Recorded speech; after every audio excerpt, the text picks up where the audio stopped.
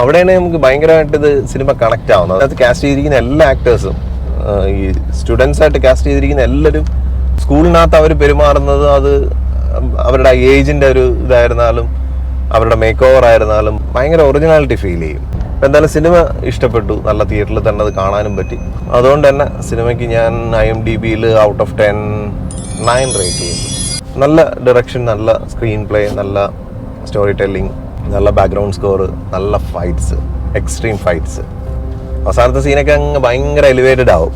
സ്കൂളിലെ കൂട്ടത്തിലാണ്, പക്ഷേങ്കിലും അതിനൊരു റീസൺ ഉണ്ട്, അതൊന്നും ഞാൻ പറയുന്നില്ല. പിന്നെ സ്കൂൾ റിലേറ്റഡ് ആയിട്ട് വളരെ റിലവൻ്റ് ആയിട്ടുള്ളൊരു ടോപ്പിക്കാണ് ഈ സിനിമ ഡിസ്കസ് ചെയ്യുന്നത്.